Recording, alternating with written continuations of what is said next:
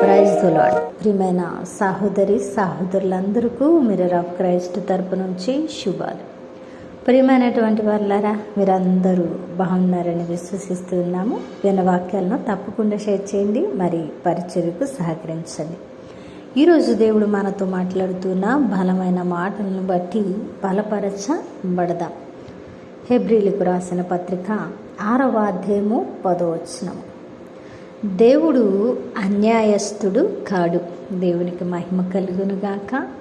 ప్రియ దేవుని బిడ్డ, ఈరోజు దేవుడు మనతో మాట్లాడుతూ బలపరుస్తున్న శుభ వాగ్దానం ఏమిటి అంటే, ప్రియమైన బిడ్డ, నన్ను అనుసరిస్తున్న, నా పట్ల విశ్వాసము కలిగి ఉన్న నీ భక్తి జీవితంలో అన్యాయం చేయడం అసంభవము.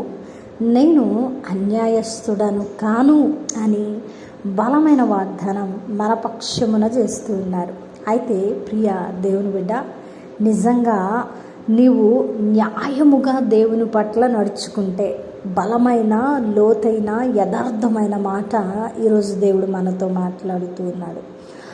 ఆయన యందు నిలబడిన నీవు న్యాయముగా నడుచుకుంటే, వాక్యాన్ని న్యాయముగా అనుసరిస్తే ఆయన నీ పక్షమున అన్యాయస్తుడు కాడు అని ఈరోజు దేవుని వాగ్దానము నీతో బలంగా మాట్లాడుతుంది. నువ్వు నీతిగా, యథార్థంగా వాక్యాన్ని అనుసరించి దేవునికి భయపడి, దేవుని యందు భయభక్తులు నిలిపి, నువ్వు యథార్థంగా విశ్వాసంలో నిరీక్షణ కలిగి అడుగులు వేస్తూ ఉంటే ఆయన నీ పక్షమున న్యాయము తీర్చే దేవుడు. అన్యాయస్తుడు ఎప్పటికీ ఎన్నటికీ కాదనే వాస్తవాన్ని జ్ఞాపకం చేసుకో. ఆయన నీ పక్షమున అన్యాయము చేసేటువంటి దేవుడుగా ఉన్నాడా? న్యాయము చేసేటువంటి దేవుడుగా ఉన్నాడా?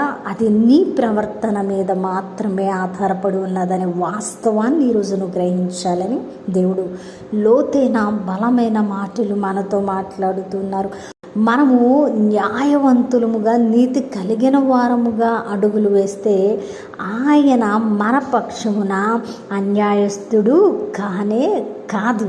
మరి ఈ బలమైన మాటలను బట్టి మన అడుగులు ఎలా ఉన్నాయి, మన ప్రవర్తన ఎలాగుంది, మనము క్రీస్తులో ఎలాగునో ఉన్నామో స్వపరిశీలన చేసుకుని, ఒకవేళ అన్యాయముగా ఉంటే దేవుడు మనల్ని ఒక దెబ్బ కొడతాడని భయపడి న్యాయముగా నడుచుకోవడానికి మనల్ని మనం సరి చేసుకున్నాం. ఎప్పుడైతే మన అడుగులు న్యాయముతో ఉంటాయో దేవుడు మన పక్షమున అన్యాయస్తుడు కాదు, న్యాయాన్ని జరిగిస్తారు. అద్భుతమైన వాగ్దానం ద్వారా బలపరచబడ్డారని వినవాక్యము ఫలింపు కొరకు ప్రార్థన. పరిశుద్ధుడా, ప్రేమ కలిగిన తండ్రి, నీ బంగారు పాదాలకు వందనాలు. అద్భుతమైన వాగ్దానము ద్వారా మాతో మాట్లాడి మా హృదయాలను కట్టి బలపరచరాను ప్రభువా. మేము నీతిని అనుసరించి న్యాయముగా అడుగులు వేస్తే తప్పక మా పక్షమున న్యాయకరమైన దేవుడుగా మీరు ఉన్నారని ఈరోజు మాతో లోతైన మాటలు మాట్లాడి మమ్మల్ని బలపరిచినందుకు వందనాలు.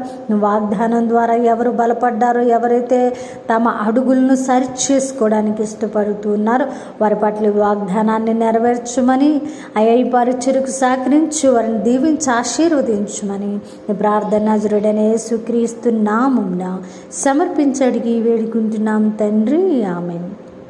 ప్రియమైన దేవుని బిడ్డలారా, వినవాక్యాన్ని తప్పకుండా షేర్ చేయండి, పరిచర్యకు సహకరిస్తారని విశ్వసిస్తున్నా. దేవుని చిత్తమైతే మరలా కలుసుకుందాం. దేవుడు దీవించును గాక. ఆమేన్.